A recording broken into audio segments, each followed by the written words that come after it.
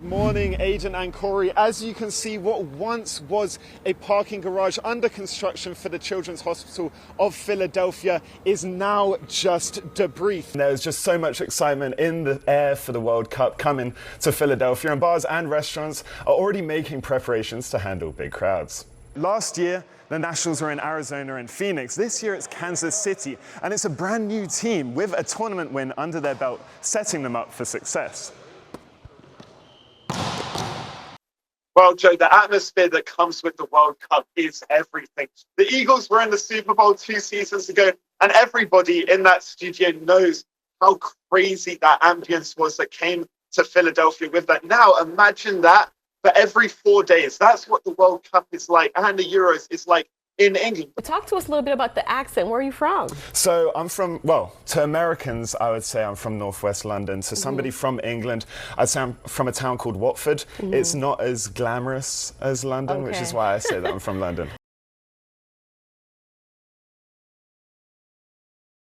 Morning, Aidan and Corey. As you can see, what once was a parking garage under construction for the Children's Hospital of Philadelphia is now just debris. 3 people were killed in the collapse. I was able to talk to local businesses and professionals about the impact of the catastrophe and how they're starting to recover. A collapse that has now turned to rubble. You could see dust and particles, across the street. 10, 15 minutes later, the whole street was just blocked, covered in policemen, firefighters, ambulances. The city is investigating the cause. Professionals like Professor Mehdi Kanzada Muradlo from Temple Civil Engineering Department were shocked to see such a dramatic breakdown. It seems the roof element, the segment at the top is failed. It's kind of progressed through all the floors. A week after the collapse, streets are still blocked off, but barriers around nearby businesses have been lifted. One of those businesses is Hilti, a tool store just across the road from the collapse. Darius May, a staff member, felt the effects firsthand. The next day, I actually got ready, but the whole shopping center was completely blocked off. It's kind of hectic, Part of the electricity in the store is not working. We got a lot of shipments in yesterday backed up from Friday and Thursday. The garage is now completely demolished, and Mayor Sherelle Parker is recommending new changes to how city agencies inspect, monitor, and license construction projects in the future. It could be design error, it could be construction error. So as I said, there's some air pockets that fails while you're putting construction load. According to NBC 10, between October 23rd, 2025 and March 16th, 2026, 58 inspections were scheduled, but records say more than half of those were cancelled or waived for undisclosed reasons. The city of Philadelphia is still investigating the cause behind the collapse, but as you can see, removal of debris is still underway. Reporting for Temple Update from Grays Ferry, I'm Gabriel Linington. Back to you guys at the desk.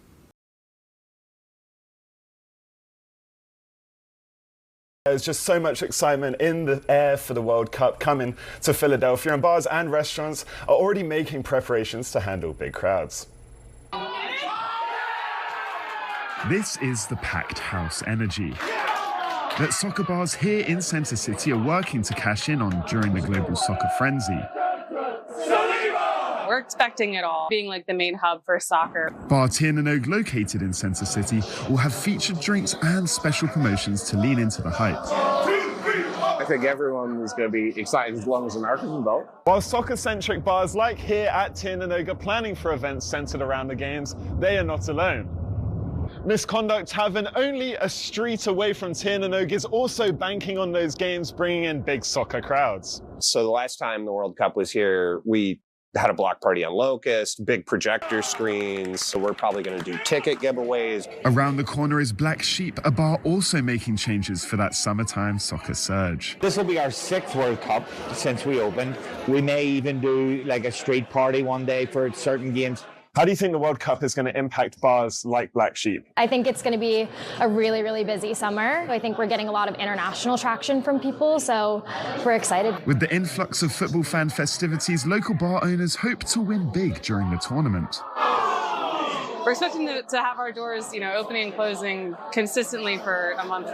We love the World Cup. It's like Christmas, Easter, birthdays rolled into one. last World Cup was fantastic.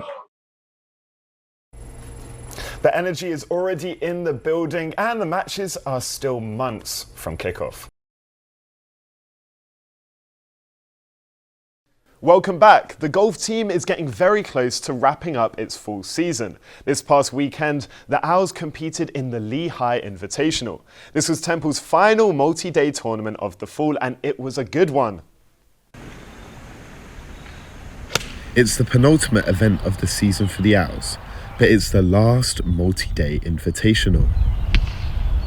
Temple stayed in state this past weekend as the Cherry and White made the trip up to Lehigh Valley to go up against 10 colleges from around the country, and the Owls were impressive. In particular, Nicholas Pizarski, a freshman, finished 8th, his first top 10 showing in his collegiate career.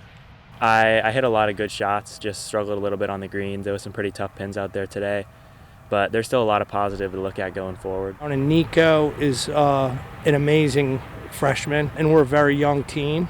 So really, I look forward to the journey of watching them get better each and every day.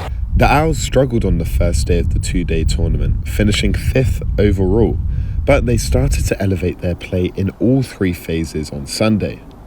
Driving, in the short game, and on the green.